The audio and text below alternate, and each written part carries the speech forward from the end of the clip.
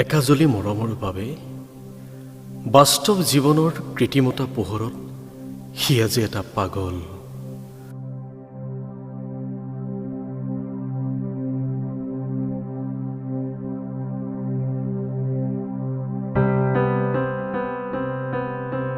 বুকুত অদম্য সাহস, কৰ্মস্পৃহালৈ যান্ত্ৰিকতা পৃথিৱীত খোজ দিয়ে এজন সফল ডেকা আছিল।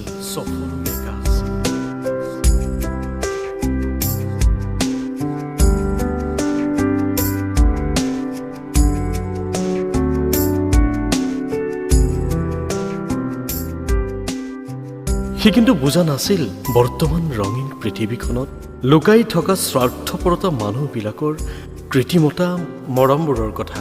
আৰু সেইবাবে হয়তো স্বাৰ্থপৰ মানুহবিলাকে তাক এটি নতুন ৰূপত সজাই তুলিলে। সকলোৱে এটি নাম দিলে, সি পাগল। সি কোনোদিনে ভবা নাছিল বৰ্তমান পৃথিৱীখনত মৰম, ভালপোৱা, চেনেহবোৰতো যে মামৰে ধৰিলে। কাৰোবাক সি নিস্বাৰ্থভাৱে ভাল পাই পেলাইছিল। হিয়া উজাৰি সকলোখিনি সি সঁপি দিছিল।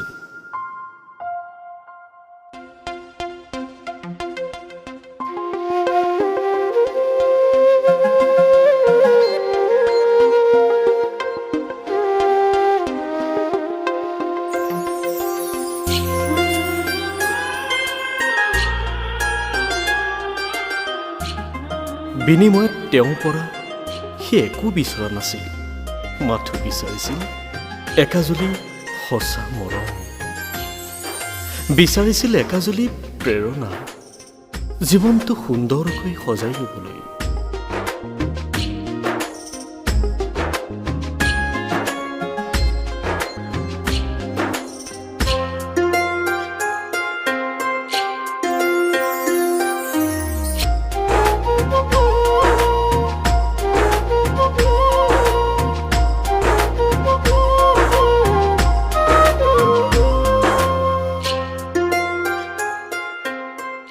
কিন্তু স্বাৰ্থপৰ পৃথিৱীখনৰ কৃত্ৰিমতা মৰমবোৰে নিদিলে তাক, দিলে মাথো এটা পাগলৰ আখ্যা।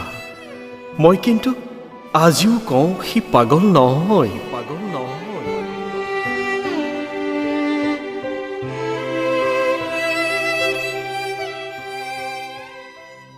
আজিও সি অনুভৱ কৰে কাৰোবাৰ মৰমৰ স্মৃতিবোৰ।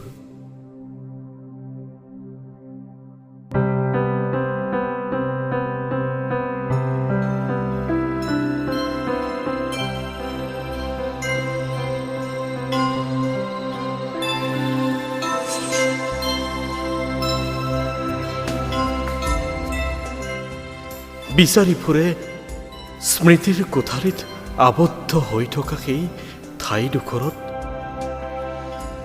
বিচাৰি ফুৰে মুকলি আকাশৰ তলৰ মাদকতা, আৰু নিজানত সি আজিও বহি চকুলো টুকি ৰয়।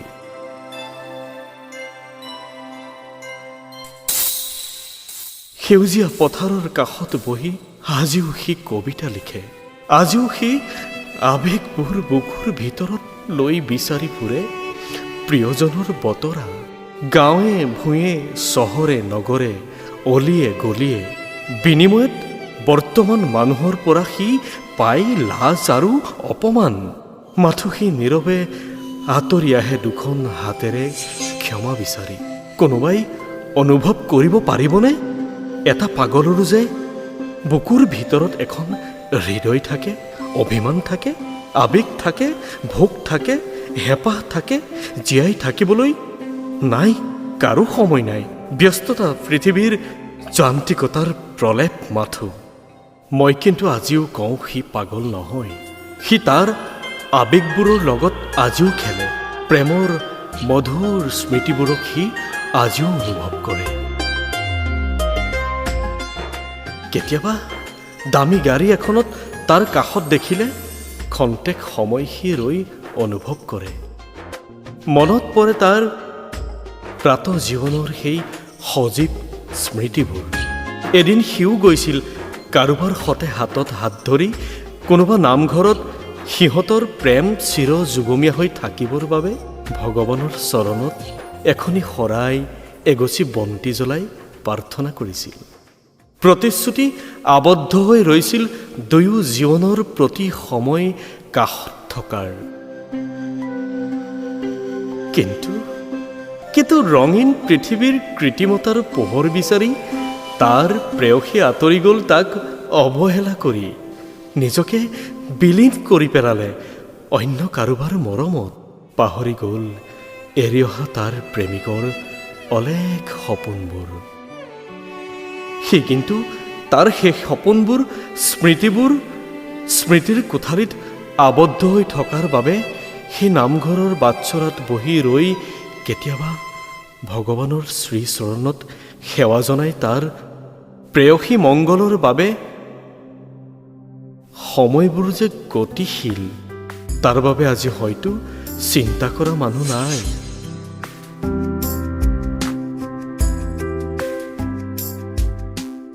এসময়ত তাৰ অতি আপোন প্ৰেয়সী আজি তাৰ বাবে হৈ পৰিল অচিনাকি।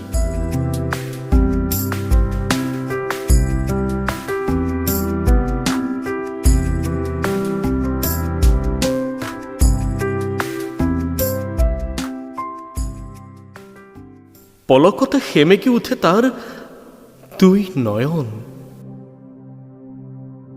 আৰু আঁতৰি যায় সেই লক্ষ্যবিহীন পথত।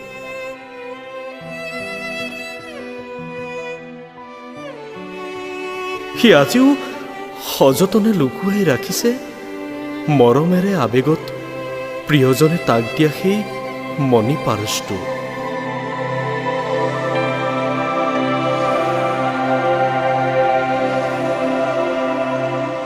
তাৰ ভিতৰত আল ফুলে ভৰাই দিয়া একপি সৰু ফটো। উৱলি যোৱা সেই পাৰ্চটো, সেই ফটোকপি আজিও সযতনে লুকুৱাই ৰাখিছে সি। নীৰৱে মাজে মাজে সি সেই ফটোকপি চাই তাৰ স্মৃতিবোৰ জিলিকি উঠে তাৰ মনত। হৃদয়ৰ আবেগবোৰ আহি খুন্দা মাৰে, দুচকু নয়নত উজলি উঠে তাৰ মৰমবোৰ। সেইবাবে মই কওঁ সি পাগল নহয়। বাস্তৱ জীৱনৰ এখন নাটকত পাগলৰ এটি সুন্দৰ চৰিত্ৰত তাক সজাই তুলিল। হাতত এটি ভগা মোবাইল লৈ সি প্ৰায় বাৰ্তালাপ কৰে।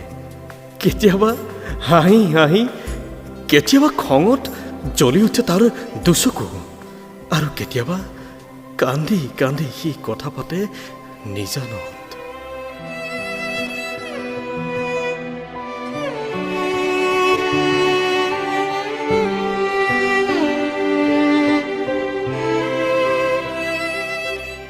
গতিশীল জীৱনৰ প্ৰতিটো খোজত সি স্পষ্ট কৰি গৈছে প্ৰকৃত মৰমৰ আবেগ অনুভূতিবোৰ।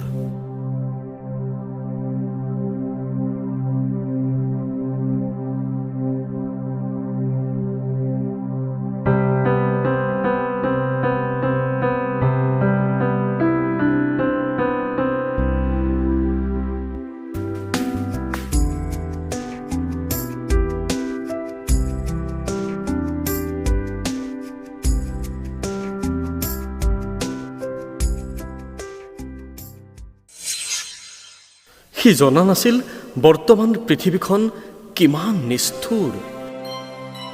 বৰ্তমান সঁচা নিস্বাৰ্থ মৰমৰ কোনো আদৰেই নাই। এনেদৰেই গতিশীল জীৱনৰ লক্ষ্যবিহীন পথত সি আগবাঢ়ি গৈ থাকে। কোনেও অনুভৱ নকৰে তাৰ হৃদয়ত জ্বলি থকা জুইকুৰা।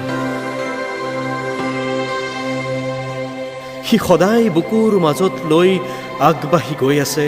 প্ৰতিটো খোজত লাজ অপমানিত হৈ সি আগবাঢ়ি যায় তাৰ প্ৰেয়সীক বিচাৰি লক্ষ্যবিহীন পথ।